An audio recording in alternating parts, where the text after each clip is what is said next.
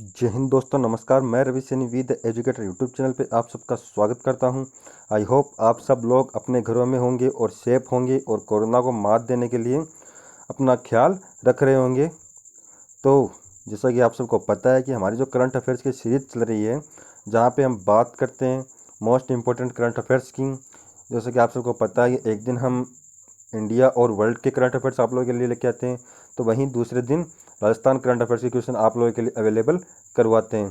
तो अगर आपने अभी तक हमारा channel we the educator subscribe नहीं किया है तो इसको जल्दी से सब्सक्राइब कीजिए और अपने दोस्तों के साथ शेयर ज़रूर कीजिए। तो चलिए शुरू करते हैं हमारा आज का वीडियो। तो वीडियो को शुरू से लेकर अंत तक ज़रूर देखिएगा। तो हमारा पहला क्वेश्चन, इंद्र नौसेना अभ्यास भारत और किस देश की नौसेना के बीच हुआ है? तो इंद्र नौसेना अभ्यास है वो भारत और रूस की सेना के मध्य हुआ है। आप सबको पता होगा कि मैंने एक वीडियो भी आप लोगों के लिए बनाया जहाँ पे मैंने प्रमुख जितने भी सैन्य नौसैनिक, चाहे वो नौसेना से संबंधित हो, चाहे वो वायुसेना से संबंधित हो, चाहे वो थल सेना से संबंधित हो, जितने भी आपके अभ्यास थे उन सभी का जिक्र अपनी उस वीडियो में किया था। उस वीडियो में मैंने किया था। तो वहाँ पे मैंने बताया भी था कि जो इंद्र और एक और होता है जिसका नाम है एवियंद्र, ये दोनों ही युद्धाभ्यास रूस और भारत के मध्य होते हैं। जो एवियंद्र है वो भारत जो वायुसेना है उसका है, और जो इंद्र है वो नौसेना का युद्धाभ्यास है। अब इस इंद्र नौसेना अभ्यास की बात हुई है तो एक इम्पोर्टेंट क्वेश्चन ये भी बनता है कि ये हुआ कहाँ पे था? तो इसका आयोजन हुआ था बंगाल की खाड़ी में, ठीक है। और कब हुआ था? तो इसका आयोजन हुआ था 4-5 सितंबर को। और किसके मध्य हुआ था? तो भारत और रूस के मध्य, ठीक है दोस्तों। अब आते हैं नेक्स्ट पे। नेक्स्ट हमारा, किस राज्य सरकार ने प्रत्येक जिले में कमांड कंट्रोल रूम स्थापित करने की घोषणा की है? तो अभी हाल ही में मध्य प्रदेश सरकार है, उसने प्रत्येक जिले में कमांड कंट्रोल रूम स्थापित करने की घोषणा की है। तो दोस्तों अब बात मध्य प्रदेश की आई है, तो मध्य प्रदेश की राजधानी आपकी भोपाल होगी। क्या होगी? भोपाल। मुख्यमंत्री यहाँ के शिवराज सिंह चौहान, राज्यपाल आनंदीबेन पटेल है। और यहाँ पे एक योजना चल रही है जिसका नाम है जीवन शक्ति योजना। और जीवन शक्ति योजना के अंतर्गत जो वहाँ की महिलाएं हैं उनको आत्मनिर्भर बनाने के लिए जो मास्क है वो बनाने का कामकाज दिया गया है, और 11 रुपये उनको एक मास्क की कीमत मिलती है। तो वहीं एक दूसरी योजना है जिसका नाम है संकल्प योजना। और इस संकल्प योजना की शुरुआत हुई थी वो मध्य प्रदेश के उमरिया जिले से हुई थी। और ये वास्तव में है क्या? तो ये बुजुर्गों को सहायता प्रदान करने के लिए योजना है। और सबसे खराब शिशु मृत्यु दर है वो भी आपकी मध्य प्रदेश की ही है। और रोजगार सेतु योजना भी मध्य प्रदेश में ही लागू है। तो चलिए अब आते हैं नेक्स्ट क्वेश्चन पे। G20 विदेश मंत्री की असाधारण बैठक की अध्यक्षता किसने की है? तो ये की है अभी हाल ही में सऊदी अरब ने। और भारत की ओर से इसमें वर्चुअली किसने पार्टिसिपेट किया था? तो भारत की तरफ से भारत के विदेश मंत्री हैं doctor Jaishankar, doctor S Jaishankar, जो भारत के विदेश मंत्री उन्होंने इसमें वर्चुअली पार्टिसिपेट किया था। और कोरोना वायरस के चलते G20 विदेश मंत्रियों की असाधारण बैठक वर्चुअली मतलब ऑनलाइन आयोजित की गई है। तो चलिए अब आते हैं नेक्स्ट पे कि भारत का पहला फुटबॉल प्रशिक्षण ऐप इनजोगो किसने लॉन्च किया है? तो ये किया है भारत के खेल मंत्री, युवा और खेल मंत्री किरण रिजिजू ने, ठीक है दोस्तों। अब आते हैं नेक्स्ट पे। नेक्स्ट हमारा, किस राज्य सरकार ने स्वयं योजना को लॉन्च किया? तो ये किया है अभी असम सरकार ने, ठीक है दोस्तों। और असम की राजधानी क्या हो गई आपकी? तो असम की राजधानी है दिसपुर। मुख्यमंत्री यहाँ के सर्बानंद सोनोवाल, राज्यपाल जगदीश मुखी। और यहाँ पे एक रेडियो प्रोग्राम चल रहा है जिसका नाम क्या है? तो जिसका नाम है प्रज्ञा।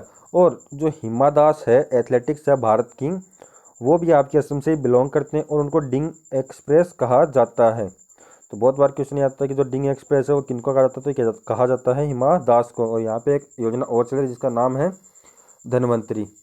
चलिए अब आते हैं नेक्स्ट पे। दुनिया का दूसरे सबसे बड़ा सड़क नेटवर्क किस देश के पास है? तो दुनिया का जो दूसरा सबसे बड़ा सड़क नेटवर्क है वो भारत के पास है। अगर दूसरा भारत के पास है तो क्वेश्चन ये बनता है कि पहला किसके पास है? तो पहला है अमेरिका के पास। सड़क नेटवर्क का मतलब तो आप समझ गए होंगे, सबसे ज़्यादा सड़कें जो एक दूसरे को जोड़ती हैं, मतलब पूरे देश में इनका जाल फैला हुआ है। तो पहले पे अमेरिका और दूसरे पे भारत। चलिए अब आते हैं नेक्स्ट पे। तो नेक्स्ट है हमारा क्वेश्चन नंबर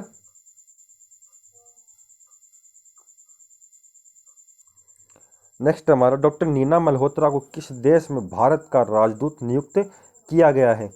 तो जो डॉक्टर नीना मल्होत्रा है, इनको अभी हाल ही में इटली का जो राजदूत है, भारत का राजदूत इटली में नियुक्त किया गया। तो इम्पोर्टेंट क्वेश्चन है ये भी। अब आते हैं नेक्स्ट पे। तो नेक्स्ट हमारा नंबर 8, बजाज आलियांज ने किसे अपना ब्रांड एम्बेसडर बनाया है। तो बजाज आलियांज ने अभी हाल ही में जो बॉलीवुड एक्टर आयुष्मान खुराना है, उनको अपना ब्रांड एम्बेसडर बनाया है। ठीक है दोस्तों, अब आते हैं नेक्स्ट पे। तो नेक्स्ट हमारा, किस राज्य सरकार ने आई रखवाली ऐप लॉन्च किया है। तो अभी हाल ही में जो पंजाब सरकार है, उसने आई रखवाली ऐप लॉन्च किया है। अब आई रखवाली ऐप है, ये लॉन्च किसने किया था? पंजाब ने। तो पंजाब की राजधानी क्या हो गई? तो पंजाब की राजधानी आपकी चंडीगढ़ है। मुख्यमंत्री यहाँ के कैप्टन अमरिंदर सिंह हो गए, गवर्नर यहाँ के वीपी सिंह बदनौर हो गए। तो इतने फैक्ट आपके पंजाब से बनते हैं। और आई रखवाली ऐप ये भी पंजाब ने ही लॉन्च किया। तो अब आते हैं नेक्स्ट में, राष्ट्रीय वन्य जीव दिवस कब मनाया जाता है। तो राष्ट्रीय वन्य जीव दिवस आपका 4 सितंबर को हर वर्ष मनाया जाता है। अब राष्ट्रीय वन्य जीव दिवस 4 सितंबर को मनाया जाता है। तो क्वेश्चन ये बनता है कि जो विश्व वन्य जीव दिवस है वो कब मनाया जाता है। तो विश्व वन्य जीव दिवस आपका हर वर्ष 3 मार्च को मनाया जाता है। तो इनमें कन्फ्यूज मत होना, राष्ट्रीय वन्य जीव दिवस अलग है और विश्व वन्य जीव दिवस अलग है। राष्ट्रीय वन्य जीव दिवस आपका 4 सितंबर को मनाया जाता है और विश्व वन्य जीव दिवस आपका 3 मार्च को मनाया जाता है। ठीक है दोस्तों, अब आते हैं नेक्स्ट में कि देश के कितने शिक्षकों को राष्ट्रीय शिक्षक पुरस्कार 2020 से सम्मानित किया गया है। तो ये किया गया अभी हाल ही में देश के 47 शिक्षकों को। और मैंने आपको पिछली वीडियो में बताया भी था कि राष्ट्रीय शिक्षक दिवस किसके जन्म दिवस पर मनाया जाता है। तो मनाया जाता है डॉक्टर सर्वपल्ली राधाकृष्णन। और डॉक्टर सर्वपल्ली राधाकृष्णन कौन थे? तो डॉक्टर सर्वपल्ली राधाकृष्णन भारत के पहले उपराष्ट्रपति और द्वितीय राष्ट्रपति थे। तो आप लोगों ने देखा होगा वीडियो और समझ चुके होंगे आप लोग कि किसके जन्मदिन पर मनाया जाता है, डॉक्टर सर्वपल्ली राधाकृष्णन के जन्मदिन पर। और तो शिक्षक दिवस 5 सितंबर को मनाया जाता है आपका। तो राष्ट्रीय शिक्षक दिवस पुरस्कार उसी दिन वितरित किए जाते हैं। और किसके द्वारा वितरित किए जाते हैं?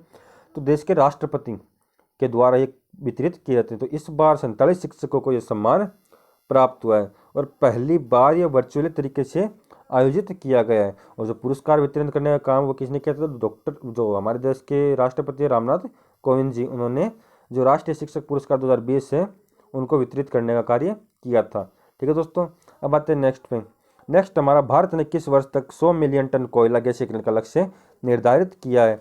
तो भारत है उसने 2030 तक 100 मिलियन टन कोयला गैसीकरण का लक्ष्य निर्धारित किया। कब किया? 2030 तक।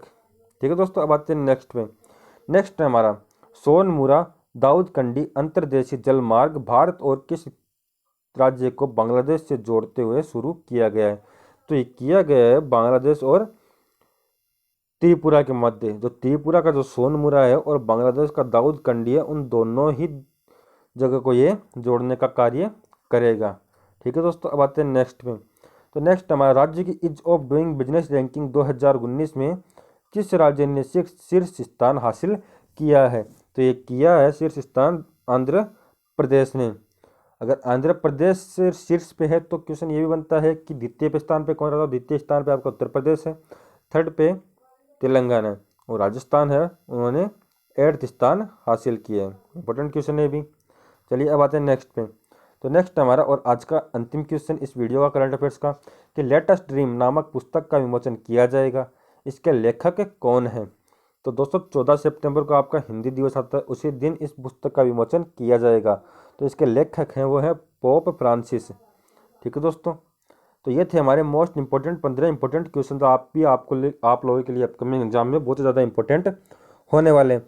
तो मैंने आपसे पिछली वीडियो में एक क्वेश्चन भी पूछा था कि press trust of India PTI का नया अध्यक्ष किसे चुना गया है। तो ये चुना गया है अविक सरकार को।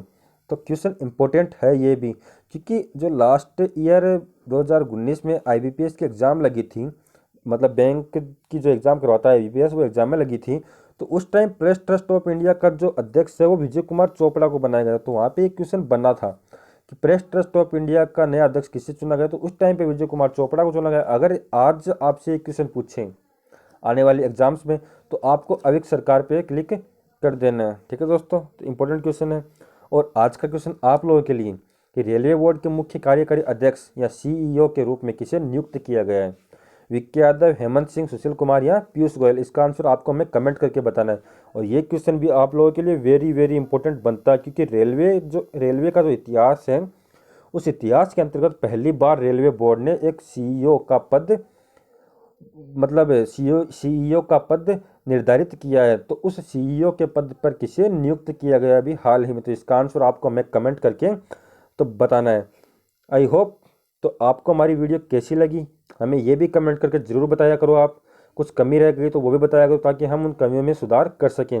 और वीडियो को आप लोग शेयर नहीं करते हो बिल्कुल, तो वीडियो को ज़्यादा से ज़्यादा शेयर किया करो, ताकि हम आपको और ज़्यादा से ज़्यादा अच्छा कंटेंट मतलब उपलब्ध करा सकें। आप लोगों को इस वीडियो से या करंट अफेयर्स से संबंधित कोई भी प्रकार की दिक्कत हो तो आप हमें कमेंट करके या क्वेश्चन करके वहाँ पे आप हमें कमेंट करके पूछ सकते हो, और आपके जितने भी डाउट्स हैं उन सबको क्लियर करने का काम हम करेंगे। ठीक है दोस्तों, तो आज के लिए बस इतना ही। मिलते हैं नेक्स्ट वीडियो में नए करंट अफेयर्स के क्वेश्चन के साथ। तब तक स्टे होम, स्टे सेफ। धन्यवाद।